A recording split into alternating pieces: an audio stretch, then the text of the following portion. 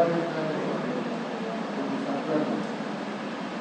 La primera condición que les voy a poner es que todo lo que yo diga lo pongan en duda. No por el hecho de que esté yo parado aquí, significa que poseo la verdad.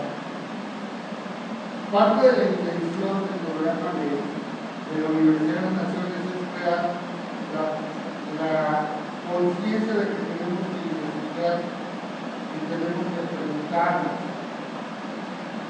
generar nosotros el mejor conocimiento. Entonces, les advierto, puede ser que les diga muchas mentiras, así que los invito a que al final, durante el tiempo que hagan su trabajo, que creo que va a ser un resumen de la teología, les diga, porque puede ser que les digan muchas mentiras, así que sobre la advertencia no hay engaño.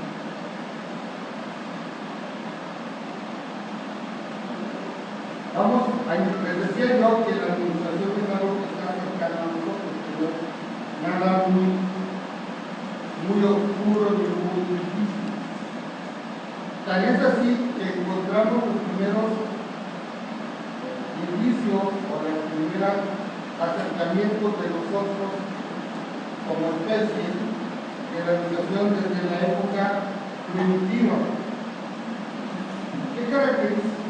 ¿Qué caracterizaba a la administración o cómo se caracterizaba la administración en la época primitiva? Primero se dieron la asociación de los humanos en clanes. ¿Con qué finalidad nos empezamos a unir nosotros como especie? ¿Cuál fue la finalidad o cuál es el fin por el cual nosotros nos agrupamos? ¿Alguien? ¿Qué es lo que buscaron al agruparnos? ¿Para qué sirve que nos juntemos? Para sobrevivir. El primer motor que nosotros tuvimos para unirnos es la supervivencia. Porque si alguna vez hicieron el ejemplo de la revista, una revista que agarras de la tierra, pero si agarras un puño, ya no cuesta más trabajo cerrarla. Por lo tanto, la primera finalidad de estar unidos como especie es la supervivencia. Pero ¿cómo estábamos organizados en esa época? Todos nos dedicábamos a lo mismo. En esa época, primitiva, había una división del trabajo. ¿Cómo estaba dividido el trabajo en la época primitiva?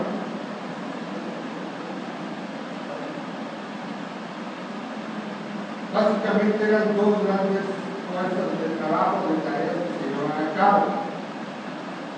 Una era por parte de los hombres y la otra era por parte de las mujeres. Esencialmente, ¿a qué se dedicaban los hombres? A la casa y a la pesca. ¿Y las mujeres? ¿Perdón? A recolectar, pero también tenían otra tarea muy importante. ¿Cuál? ¿Qué otra cosa, aparte de recolectar, qué otra cosa tenían como función? Aprender a cuidar de la siguiente generación. De alguna manera ellos tenían que ir transmitiendo el conocimiento y cuidando a la siguiente generación, porque volvemos a lo que con lo que empezamos. ¿Cuál era la finalidad de que nos uniéramos en grupo? Porque yo me encargaba de cazar y pescar, las mujeres se encargaban de recolectar, pero también tenían que cuidar a la siguiente generación.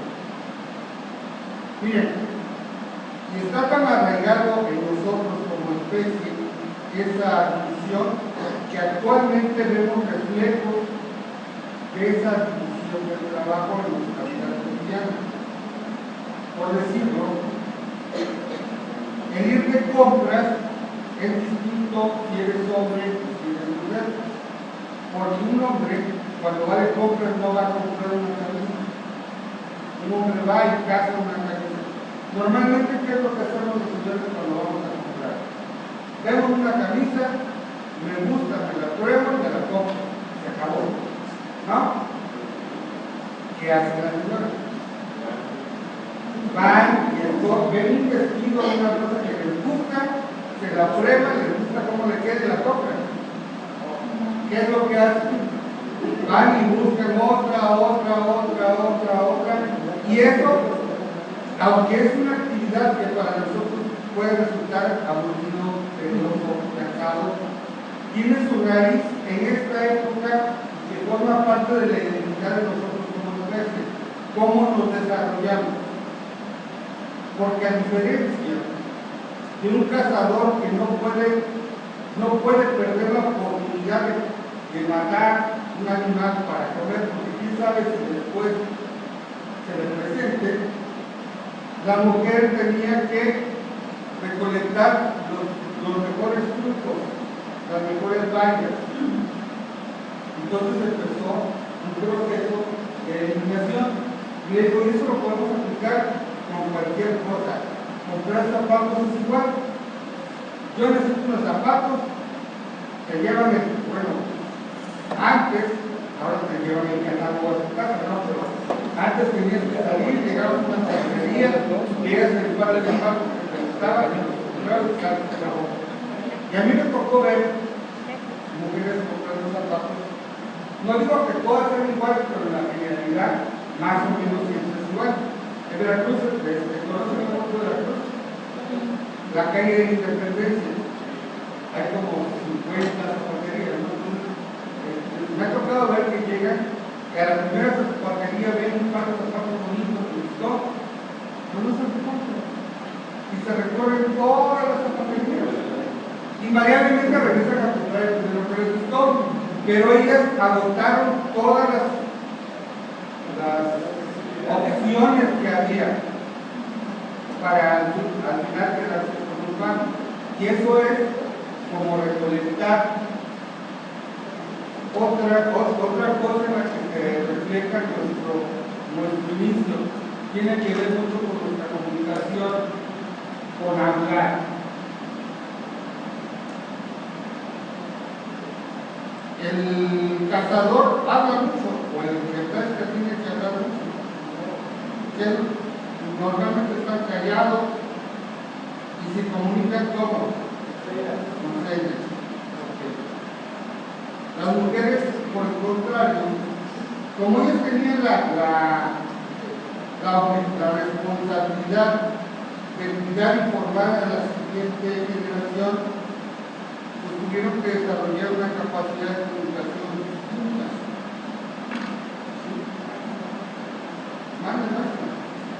Diga, con confianza. Por favor. ¿Cuánto es lo necesita, verdad? Ok. Y eso también se ve hoy en día. Miren, en Inglaterra hicieron un estudio que llegaron a la siguiente conclusión. Más o menos decía, las conclusiones del estudio, que todos los seres humanos nos despertamos todos los días con una bolsita, un saco, donde tenemos palabras o sonidos que podemos utilizar durante un día normal. Y todos los días amanecemos con ese saquito. Decían que el saco de los hombres tenía alrededor de 10 o 11,000 palabras y sonidos. Amén. Y las señoras, las mujeres, tienen de 25 a 30,000 palabras y sonidos. Pero esto tiene mucho sentido porque es parte del desarrollo y de la necesidad que tuvo que desarrollar la mujer para continuar con la siguiente generación. Miren, y eso se ve reflejado en el vocabulario que utilizamos. Por decirlo, nosotros los varones, como son menos sonidos, tenemos, a la vez tenemos menos vocabulario. Y las mujeres tienen más vocabulario. Normalmente, por la realidad es que una mujer tiene mayor ingreso regular entre los hombres. Y esto es un punto de conflicto hoy en día. Vamos a suponer que yo, no vamos a suponer, soy un señor, yo salgo a trabajar, regreso a mi casa, pero yo me gasté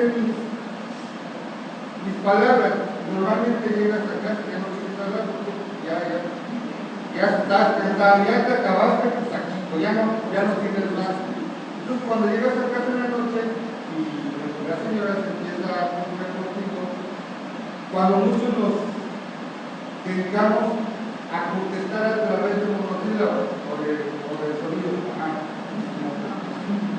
Pero ahora imagínate a la señora que se quedó en casa todo el día y que no pudo hablar, llega y tiene su saco de 30,000 palabras y saca, ¿no?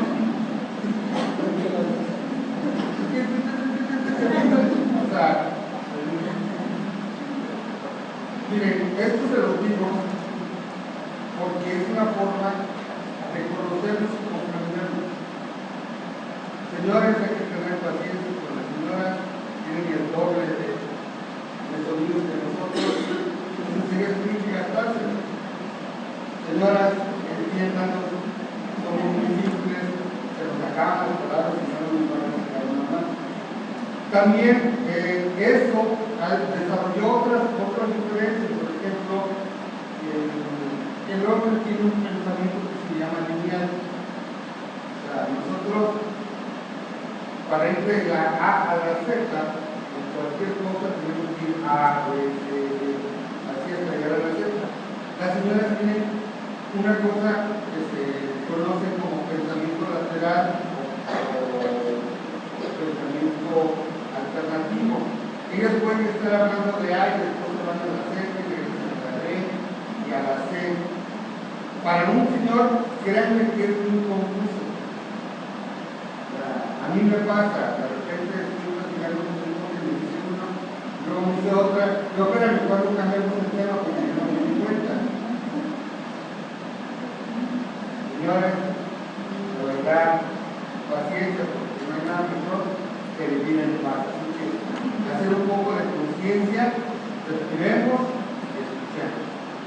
Entonces creamos que en la época primitiva básicamente nos unimos para sobrevivir. La organización social estaba determinada por el jefe de la familia, por el patriarca, y la división del trabajo se daba básicamente en dos: cazadores, recolectores, cazadores, pescadores y recolectores. Avanzamos en el tiempo y llegamos al periodo agrícola. El periodo agrícola no se sabe quién. A ver, te hago una pregunta. ¿La agricultura se inventó o se descubrió? Se descubrió, porque ahí estaba. Nada más que yo supongo, no es forma de comprobarlo, pero yo supongo que fue una mujer la que descubrió la agricultura. A ver, antes de la época primitiva éramos nómadas. ¿Qué significaba ser nómada? ¿Qué era lo que hacíamos? Teníamos que movernos de una zona a otra en busca de alimento, de caza y de frutos. Alguna señora alguna vez ha de haber dejado una ofrenda en una semilla o algo, y a la siguiente temporada regresaron y descubrieron que ahí había dejado una semilla, y empezó a hacer las conexiones y descubrió que si yo ponía una semilla en una parte, invariablemente iba a nacer una planta.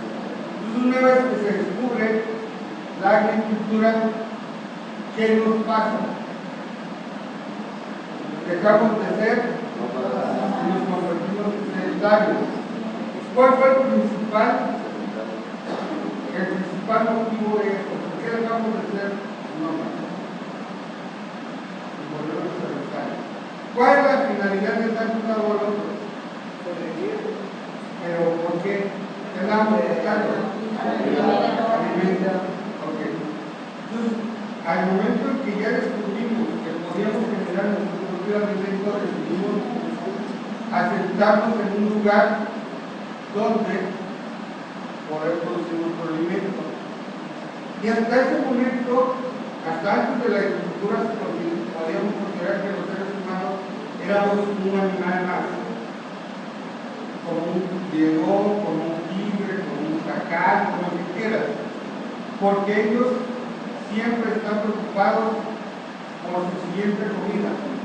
No saben si la van a tener por su siguiente alimento.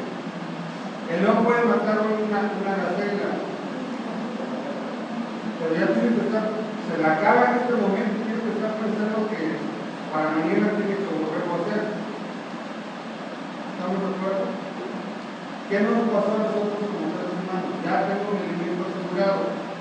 ¿Y qué pude desarrollar en esta época?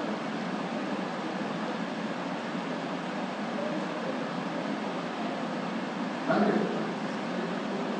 Primero son las escrituras que pudo desarrollar en la época agrícola, los primeros indicios de escritura. Que los primeros indicios de escritura no fue el código de la ni nada, sino era llevar un registro de que cuántos animales iban capturados, cuántas cosechas, o sea, el origen de la escritura como tal se puede decir que tiene que ver con una función de la administración o de la contabilidad, era llevar el control de lo que producías. ¿Qué otra cosa se genera en la época agrícola? Surge la noción del comercio. ¿Y esto por qué se da? ¿Pero por qué? Porque se generan excedentes. Porque esto produzco más alimento del que necesito. Y la verdad, comer todos los días pan. Entonces yo sé que el maestro tiene ahí educó unas gallinas, por decirlo, y él tiene huevos. Entonces, ya le empiezo a cambiar mi trigo por huevos del maestro. La maestra domesticó ganado, ya tiene leche, y ahí vamos, cambiando. ¿Por qué? Porque ella no se va a tomar toda la leche que produce el ganado. Excede sus necesidades, pero de repente dice, no, a mí me gustaría hacer un pan y yo tengo el trigo para hacer la harina y generar el pan. Entonces empiezan los intercambios, por lo tanto surge el comercio. Entonces en el periodo agrícola surge la escritura y el comercio. Surge la noción de clases sociales.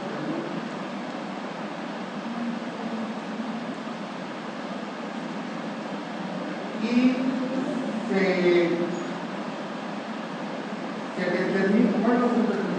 se arraiga más la idea de la división del trabajo en función de la edad y del sexo de las personas. Dependiendo de la edad, eso era la actividad que ibas a llevar a cabo. Entonces, quedamos que la época primitiva se caracteriza por surge el comercio, surge la escritura, las clases sociales, y el trabajo se daba en función de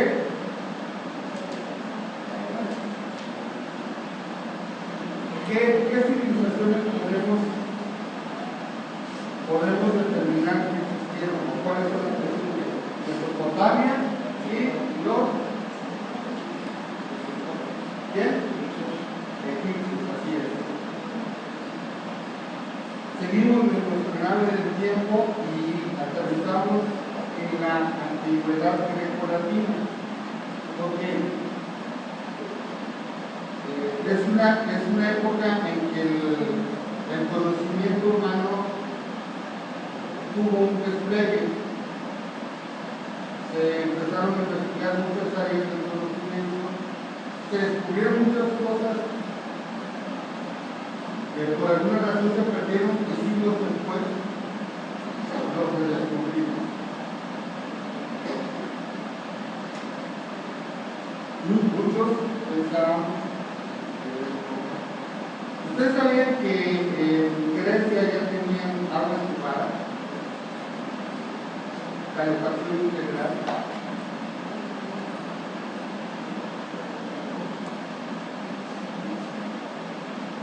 Ellos tenían toda esa serie de comodidades que nosotros consideramos modernas, desde los griegos y los romanos ya las tenían.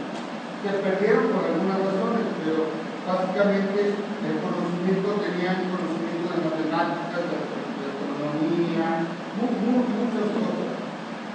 Son la base del derecho que tenemos hoy, el derecho romano, que más la educación, de los griegos, la filosofía, ¿qué otras cosas? ¿Qué otras cosas nos aportaron? Astrología, ¿qué más? Teología, es más de historia, la noción, la medicina también. Muchos de esos conocimientos surgen o se descubren en la época de la latina. Pero ¿quién trabajaba?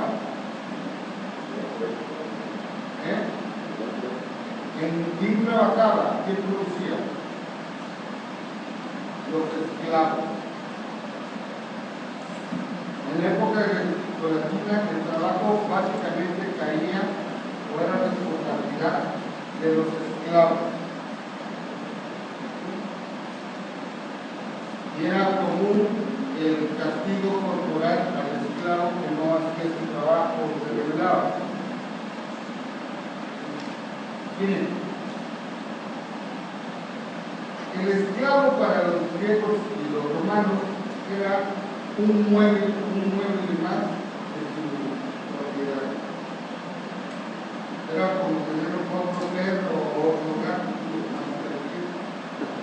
y que las podían comunicar. Eso era un esclavo. Un esclavo era un bien, pero no ahora. No, un esclavo se considera un bien. Y ellos eran los que trabajaban.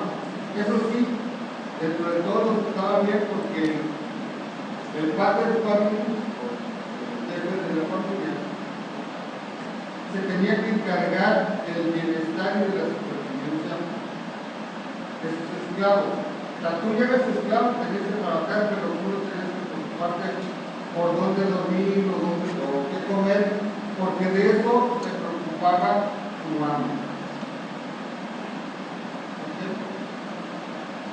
Entonces, en la época de la latina se caracteriza porque hay una serie de avances del tipo científico, técnico.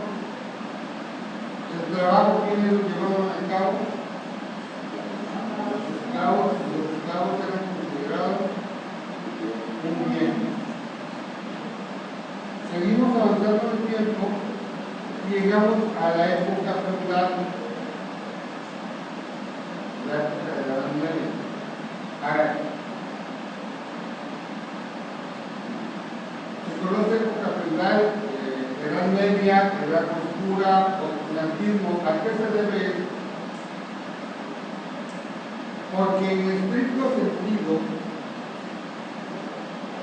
nosotros como civilización sufrimos un retroceso. Muchas de las cosas que los griegos sabían se perdieron y se ignoraron y se dejaron a un lado. Por decirlo, en Grecia y en Roma nunca hubo grandes epidemias. ¿Por qué? Porque la gente era limpia, se bañaba todos los días. Les digo que tenían agua corriente, tenían drenaje, manejaban sus aguas en el techo de alguna manera, cosa que durante la Edad Media no se hizo. Y se caracteriza la Edad Media por las grandes epidemias de peste que costaron millones de vidas. Y es el reflejo de que cambió la forma de vida y la forma de hacer las cosas. Pero ¿por qué cambió tanto?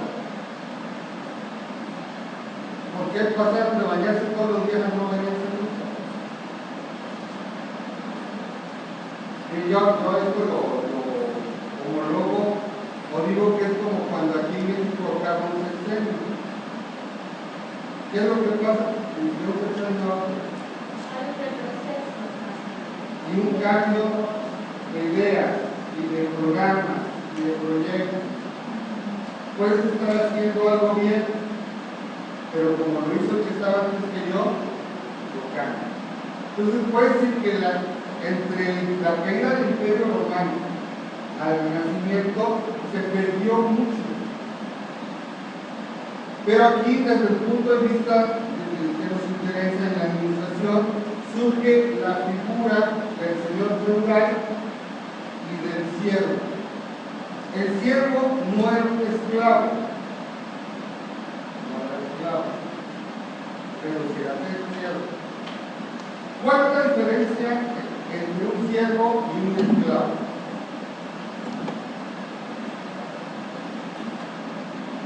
La noción de libertad de uno y de otro. Mientras el esclavo era tu propiedad y tú podías hacer con tu propiedad lo que querías, lo podías vender, lo podías regalar, le podías dar la libertad. Un siervo no era esclavo del señor feudal, pero si vivías en un feudo tenías que pagar tributo. Si tú en el feudo tenías una parcela, un terreno, y cosechabas algo, estabas obligado a darle parte de tu cosecha al señor feudal. Si cazabas un animal, tenías la obligación de darle, y aparte, esos eran los tributos que había que hacer los siervos al señor feudal. ¿Okay? La época feudal se termina con lo que nosotros conocemos como el Renacimiento. ¿No? ¿Por qué se conoce el Renacimiento? ¿Por qué se reconoce esta etapa de la historia como el Renacimiento? ¿Qué renace? ¿Qué resurge? Se redescubre mucho de lo que se había perdido. Se vuelven a encontrar los escritos de Sócrates, Pitágoras, Heródoto, y viene un crecimiento, un florecimiento nuevamente de las artes, de la ciencia. Surgen los gremios. ¿Qué eran los gremios?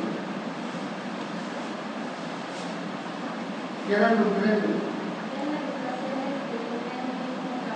Así es. Son como los abuelitos de los sindicatos o de las cámaras, ¿no? Era donde se unían personas que tenían la misma actividad.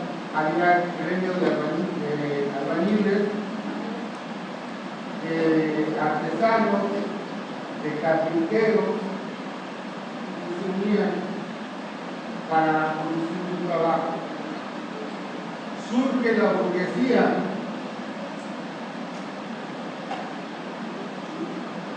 Y empieza a cambiar la dinámica en el poder, porque por un lado estaba la aristocracia que tenía el poder de la cuna, o sea, de que se nacía siendo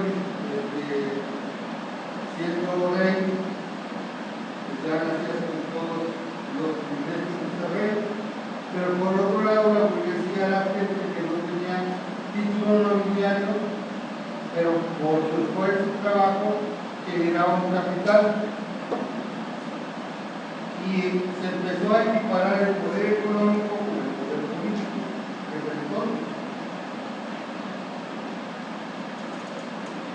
Por lo tanto, empezaron a surgir conflictos entre los burgueses y la realeza.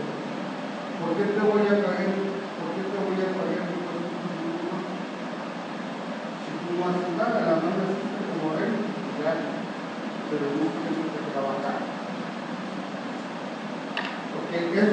se da básicamente en la época del Renacimiento. Avanzamos y llegamos a la Revolución Industrial. La Revolución Industrial fue a finales del siglo. ¿Qué siglo fue la Revolución Industrial? 18, la Revolución Industrial. ¿Cuál fue la primera máquina o cuál fue la máquina que detonó esto? La máquina de vapor. ¿Ustedes saben cuál fue el primer uso que se le dio a la máquina de vapor?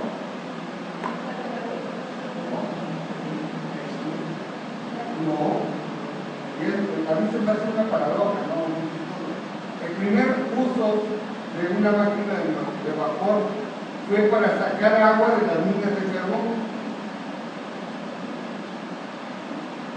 ¿Cómo funciona una máquina de vapor? ¿Y con qué?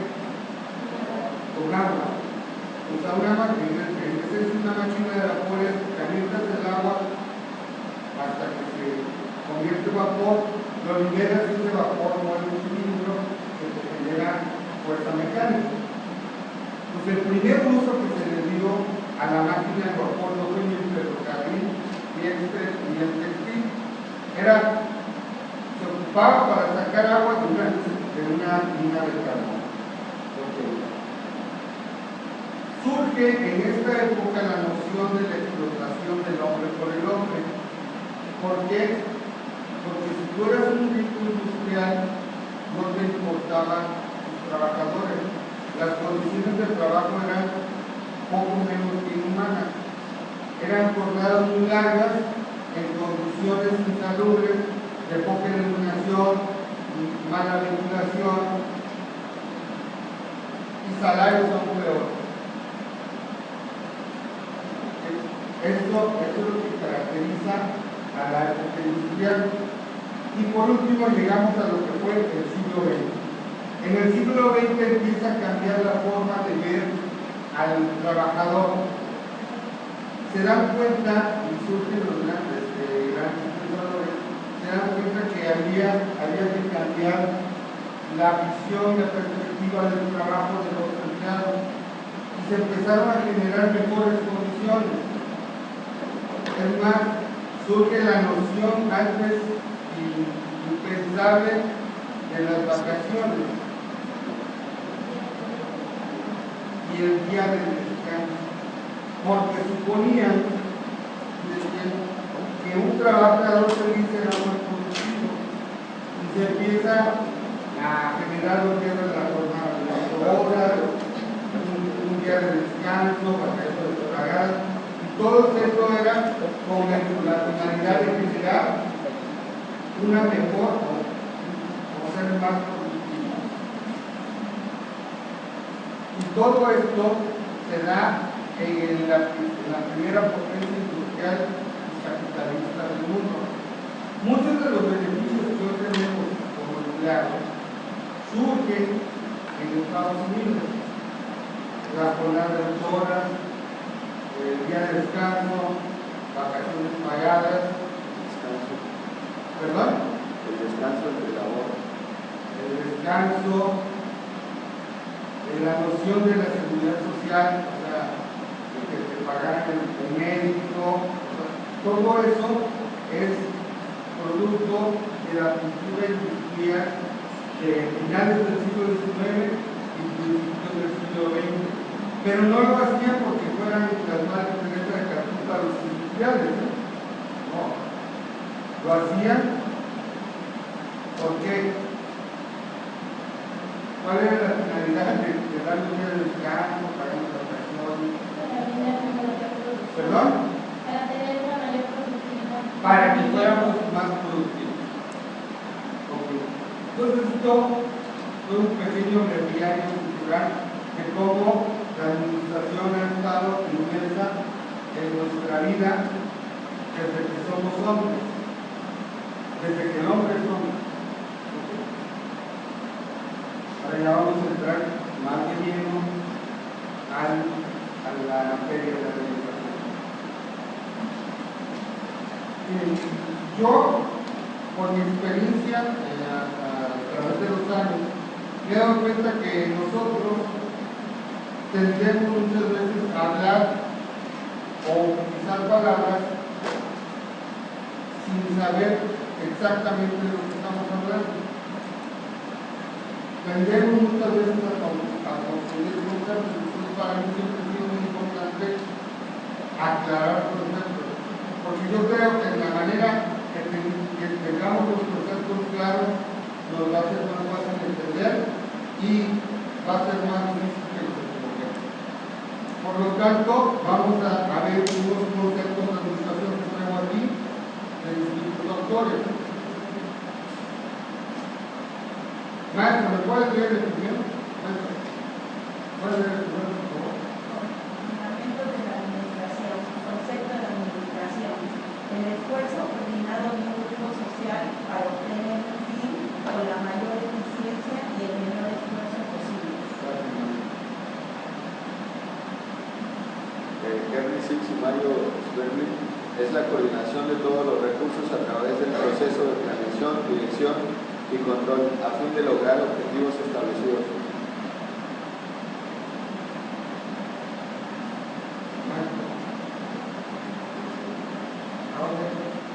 El proceso de trabajar con y a través de otras personas a fin de lograr los objetivos de una organización formal.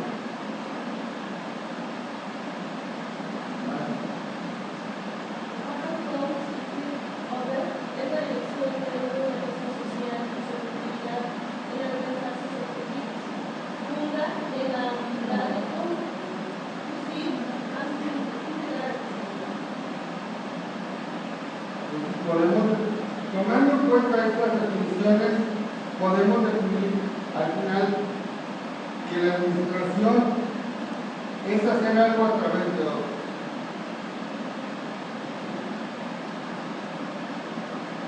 O sea, es una forma abreviada de compactar estos cuatro. Al final todos nos hablan de lo mismo, con distintos términos. Y podríamos tener cuántas definiciones más para el sistema de administración, 30, 40, 50, porque hay tantas definiciones de administración como autores de administración hay, pero en esencia todas hablan de lo mismo. ¿Estamos de acuerdo? Y podemos al final llegar a ese punto en el que administrar es hacer algo a través de nosotros.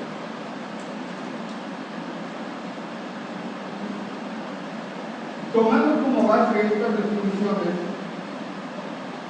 podemos determinar que tienen elementos en común, aunque son distintas y no se reflejen específicamente todos, o aparezcan estas definiciones, o en los términos de las definiciones, sí podemos vislumbrar que todas hablan de objetivo.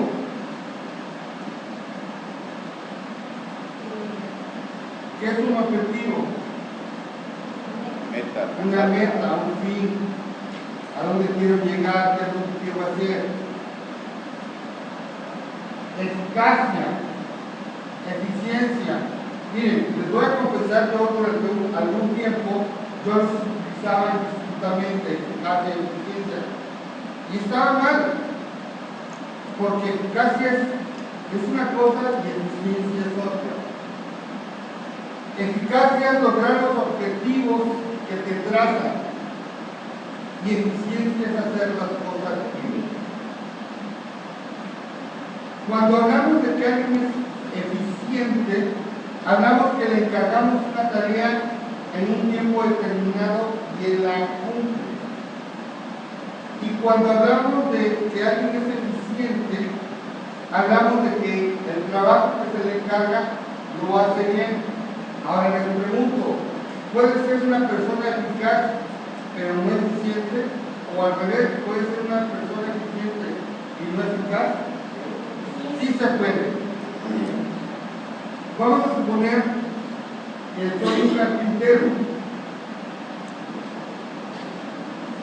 y ustedes me encargan 10 sillas, yo les digo, en 15 días tienes 15 sillas. Ok, llegan los 15 días y ahí están tus sillas. Pero a la hora que las ves están mal cortadas, mal organizadas, unas tienen los clavos salidos, están mal borradas. Ahí están las 10, pero están mal hechas. Entonces,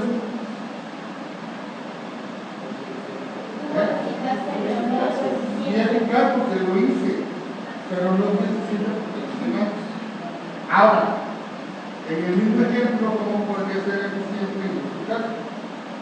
Me encargas 10 sillas y te las doy, y te doy unas sillas preciosas. Es más, casi que ni las quieres usar, las quieres usar en un museo porque no te cuenta que las hizo San José, que era carpintero. ¿No? Que me dije 15 días y pasaron 3 meses, ¿no? Entonces sí fue eficiente, no, porque me tardé 2 meses y medio más de lo que había hecho, pero sí fui eficaz. ¿Por qué? Porque estaba bien hecho. ¿No te acuerdas? Entonces, eficacia y eficiencia no es lo mismo.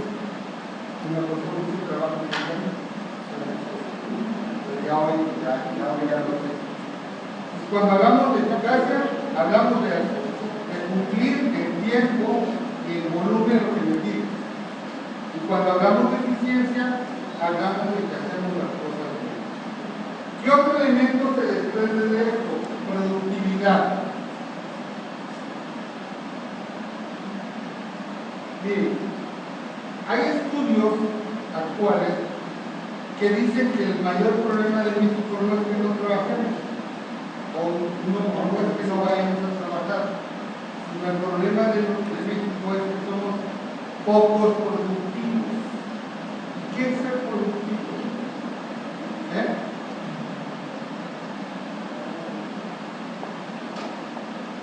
Bueno, como su nombre lo indica, ¿productivo de qué? ¿Cuál cree que sea el origen de la palabra productivo? ¿De dónde viene? De producir.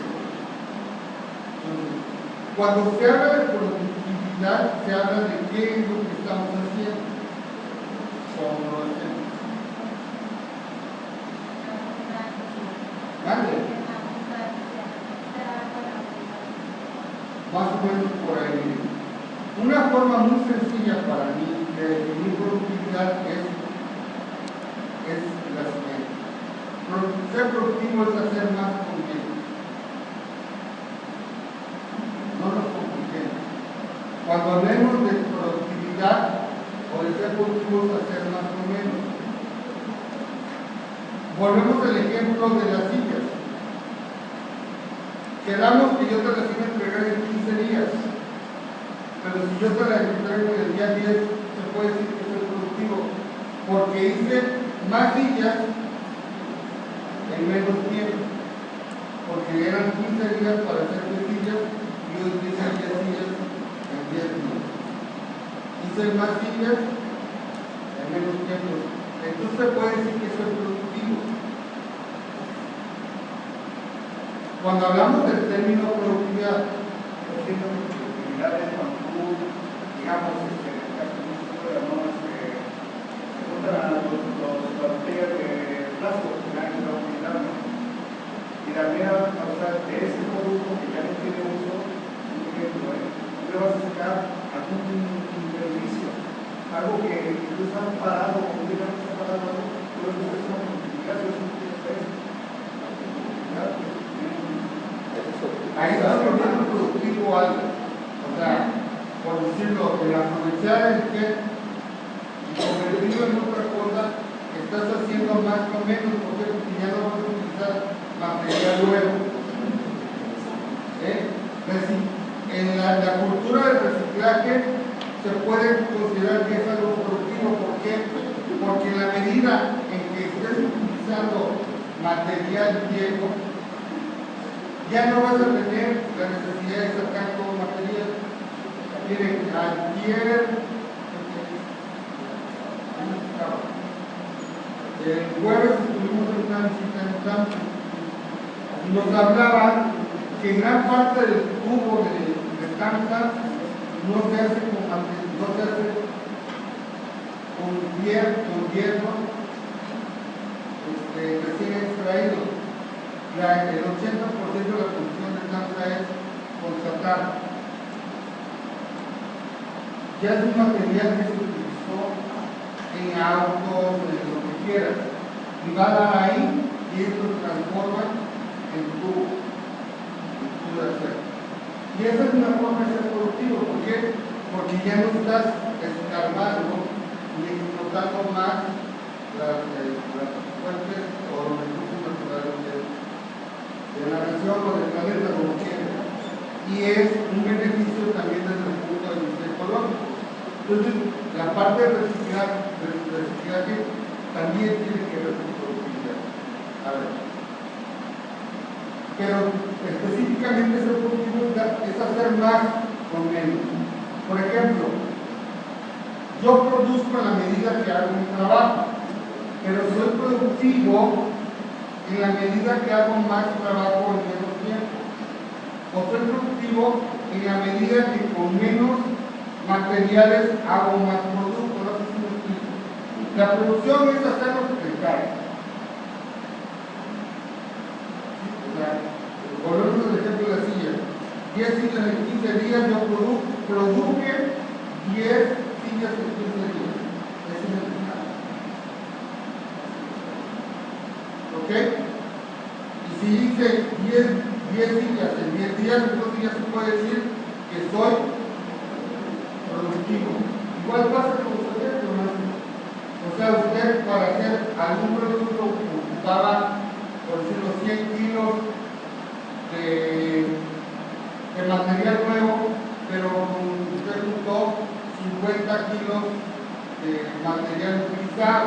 Usted está haciendo productivo porque en vez de utilizar los 100 kilos de material nuevo, va a usar nada más 50. ¿Estamos de acuerdo? ¿O no?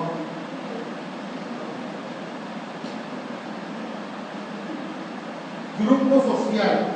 Cuando hablamos de administración, hablamos de grupo social.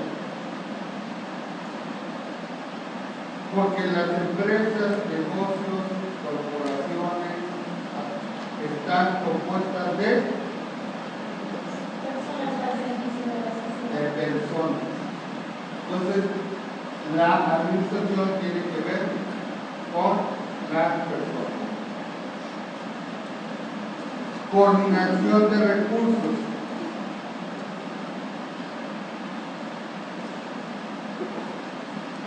Esto de los recursos ahorita lo vamos a ver más. Y por último,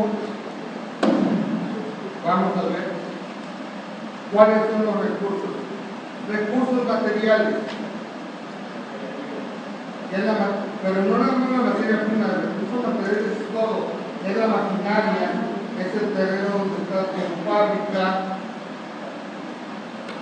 es el equipo con el que transportas todos son los recursos materiales, todo lo que ocupas para producción, incluido las materias primas.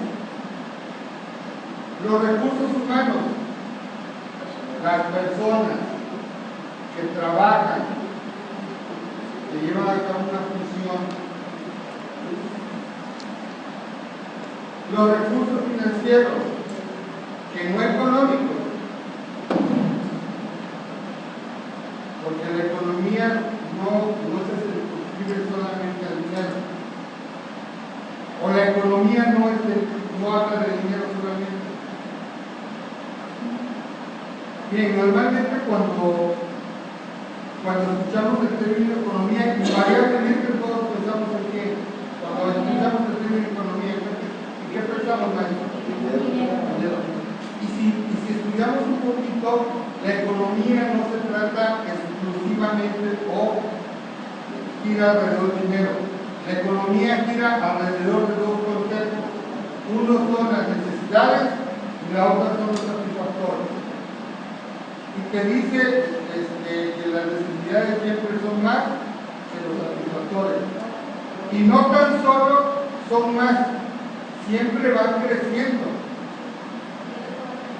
Y los satisfactores no tan solo son menos, en algunos casos van creciendo. Entonces, cuando hablamos de economía, hablamos de necesidades y satisfactores, de recursos.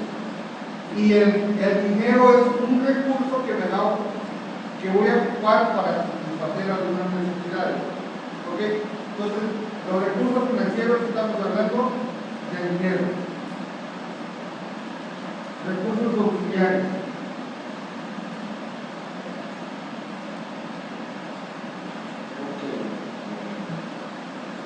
¿Por qué es importante la coordinación de recursos?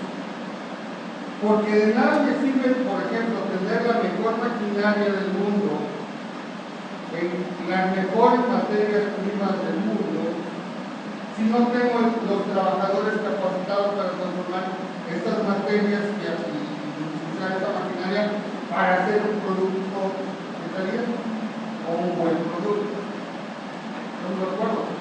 De nada me sirve tener a los empleados más capacitados y mejores preparados del mundo si no tengo la materia prima o si no tengo la maquinaria adecuada para transformar esa materia prima o si no tengo el dinero para pagarles el sueldo. De nada me sirve tener todo el dinero que yo desee si no cuento con trabajadores capacitados o si no cuento con materia prima. Entonces la economía, la administración se trata de buscar el equilibrio entre estos elementos, que se esté equilibrado. Ningún elemento es más importante que otro. La administración se trata de la combinación de estos elementos. ¿Ok?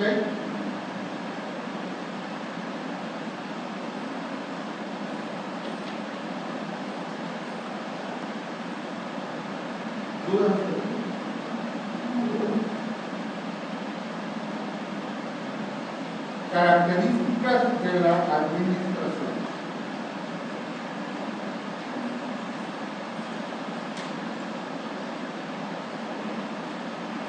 Universalidad. ¿Qué significa esto de universalidad?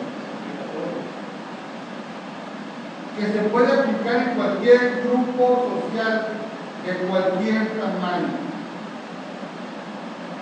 No importa que sea una empresa de 3 personas a una empresa de 5,000.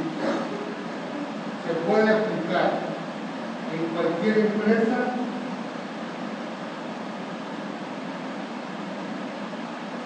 de cualquier tamaño. Se puede aplicar no necesariamente en una empresa, lo podemos aplicar en el ejército, en la marina. No necesariamente tiene que ser una empresa productiva o que tenga fines de lucro. Cualquier organización social es susceptible de ser administrada, donde tengamos la combinación de recursos materiales, recursos humanos, recursos financieros, donde la administración se puede aplicar en cualquier parte donde se pueda combinar esos 3 elementos: recursos humanos, recursos financieros y recursos materiales. ¿Estamos de acuerdo? Si no, unidad temporal. Para fines didácticos, vamos a dividir la administración en un proceso de 4 etapas, pero esto nada más es para fines didácticos, porque en la vida real la administración es un proceso dinámico. ¿Qué significa que sea un proceso dinámico? Que en cualquier momento, en cualquier parte de la empresa se pueden estar utilizando 2 partes distintas del proceso. No es que tienes que hacer uno para empezar el otro. Y terminas, o sea, no es que tengas que terminar A para empezar con B, para pasar a C y terminar en D. Puedes estar en una etapa, en una parte de tu empresa en A y en otra parte de tu empresa en D. O puedes estar en C y en A. A esto se refiere de la unidad temporal. Les voy a repetir, aunque para fines didácticos siempre se nos explica que la administración es un proceso de etapas, no significa que tengas que terminar una etapa para pasar para que esté en otra. Sobre todo en un negocio nuevo. Posiblemente en un negocio nuevo sí hay que cumplir el proceso como tal. Primero empezamos por A, pasamos por B, hasta llegar a D. Pero una vez que ya un negocio está en marcha, podemos estar en un momento dado en 2 o 3 puntos distintos del proceso. Amplitud de ejercicio. Así como es algo universal, que quedamos que la podemos aplicar en cualquier empresa, de cualquier negocio, de cualquier tamaño, de cualquier organización, de cualquier tamaño, amplitud de ejercicio se refiere a que lo puedo aplicar en cualquier área de mi negocio.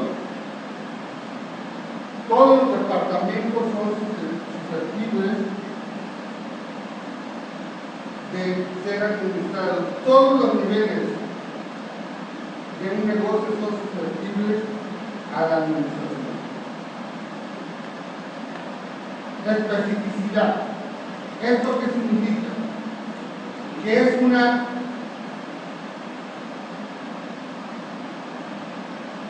disciplina que no puede ser confundida con otros.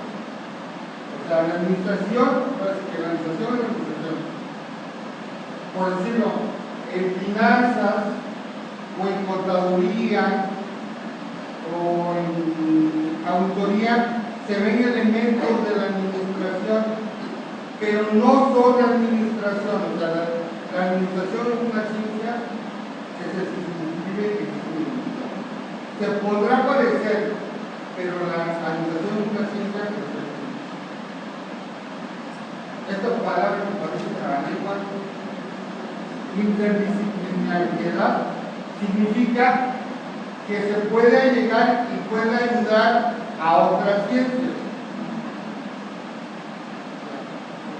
o a otras áreas del conocimiento, como son contaduría, finanzas, auditoría, puede complementar la administración. Y por último, flexibilidad.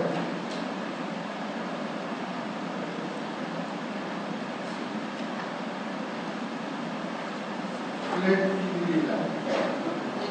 ¿A qué se refiere la flexibilidad?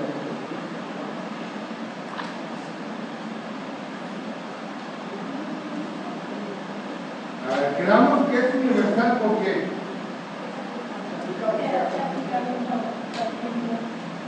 quedamos que tiene amplitud de ejercicio porque, o sea, cuando hablamos de universalidad hablamos de cualquier empresa, de cualquier tamaño. Cuando hablamos de amplitud de ejercicio hablamos que en cualquier nivel de negocio. O sea, desde el área de aseo hasta la dirección general, pasando por todos los departamentos y todos los niveles de organización, en todas estas actividades de ser administradoras. Y cuando hablamos de flexibilidad, ¿de qué estamos hablando? Así es. Que esta se adapta a las necesidades de cada negocio o de cada nivel. Entonces quedamos que es universal, ¿por qué? Porque no importa el tamaño, en cualquiera se puede hacer. Unidad temporal quedamos que es un proceso dinámico. Amplitud de ejercicio, ¿por qué? Porque se puede aplicar en cualquier nivel de negocio. Especificidad, ¿por qué? Porque es una ciencia específica, no la podemos confundir con otra. El trabalenguas, que se ayuda o puede ayudar a otras empresas, a otras ciencias. Y por último, flexibilidad, ¿por qué? Porque la puedo adaptar a mis necesidades. La puedo cambiar, moldear adaptar a mis necesidades. Entonces, hasta aquí ya vimos qué es la administración, vimos una definición de administración, vimos qué elementos encontramos en común, vimos las características de la administración y ahora vamos al proceso administrativo. ¿Se acuerdan que en el segundo punto, que era unidad temporal, decíamos que es un proceso dinámico? ¿Y qué es un proceso? Es un conjunto de pasos o etapas que vamos a llevar a cabo para llegar a un objetivo. Ok.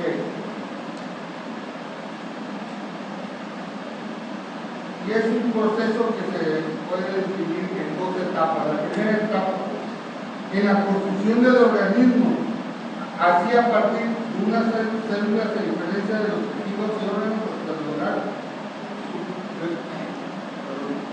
su plenitud funcional. Y en la segunda etapa es la de operación. Esta es que una vez que se estructuró algo, ya va a ponerse a trabajar y va a desarrollar sus funciones. La primera etapa se trata de la estructura, de cómo se va a formar. Y la segunda etapa se trata de que una vez que está formado, cómo va a trabajar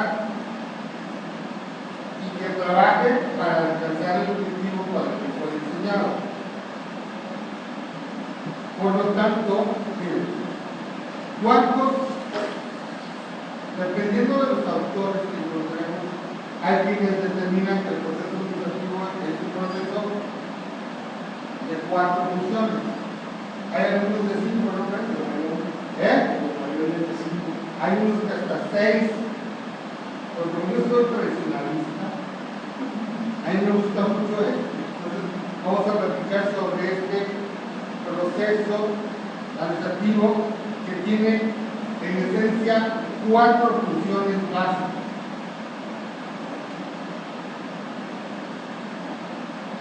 Que tenemos el de planeación, organización, dirección y control. ¿Qué es planear? Es determinar los objetivos y los cursos de acción que vamos a seguir. Cuando hablamos de planear, hablamos de eso. Cuando hablamos de organizar, hablamos de distribuir el trabajo entre los miembros de la organización y vamos a establecer tanto la autoridad como la responsabilidad y la forma en que estos se van a comunicar en la organización. La dirección se trata de conducir y guiar, de ejecutar, planear, organizar, o sea, que se lleve a cabo, que la gente trabaje, que se hagan las tareas para que después resultar. Y el control se trata de verificar los resultados. Pero es importante para el control, ¿qué es importante para el control? Sí voy a checar los resultados, pero yo tengo que tener un punto de comparación. A ver, el control es, como diría mi abuela, voy bien o me regreso, eso es el control. Para hacer un control correcto, primero tengo que saber dónde estoy, pero lo más importante es saber dónde debería o dónde quisiera yo estar.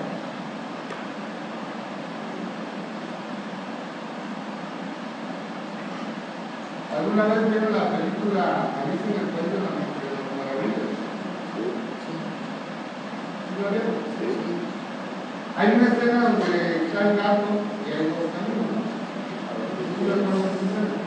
Sí. Y que le dice, y le pregunta a Alicia al gato, ¿qué camino debo tomar? ¿Qué le contestó ella? ¿Quién sabe ¿Qué le dónde contestó quiera ella? llegar? ¿Quién sabe a dónde quieras llegar. ¿A dónde quieres llegar? Y él dijo, no sé. Si no sabes a dónde quieres llegar, puedes tomar cualquiera de los dos caminos. Porque total, a donde llegues, vas a llegar. O vas a llegar a algún lado. Entonces el control es un poco esto. Es preguntarnos a dónde quiero llegar.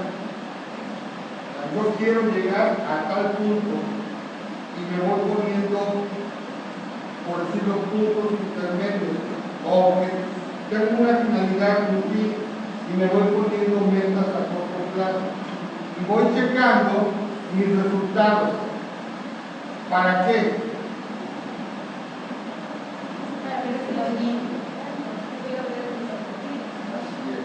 Miren, yo esto lo pongo muy fácil. El hecho de que yo esté aquí hoy con ustedes en este momento es producto de una administración interna que yo mismo.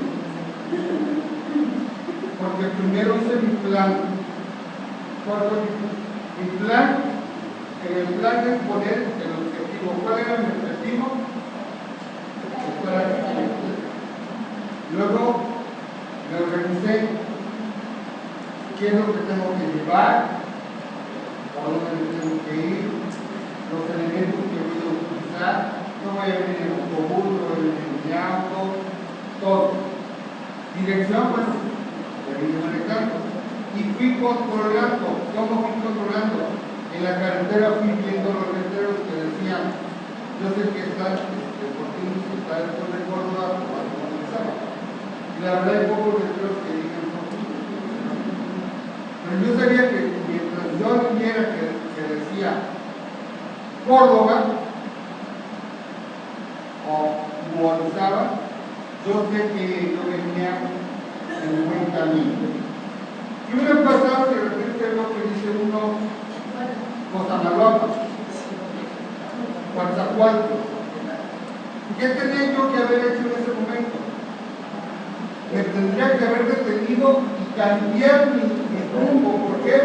Porque no voy o no estaba donde debería estar. Entonces de eso se trata el control. El control se trata de ver los resultados comparados con con lo que yo espero. ¿Estamos de acuerdo? Bueno, vamos a dar una pausa de 10 minutos.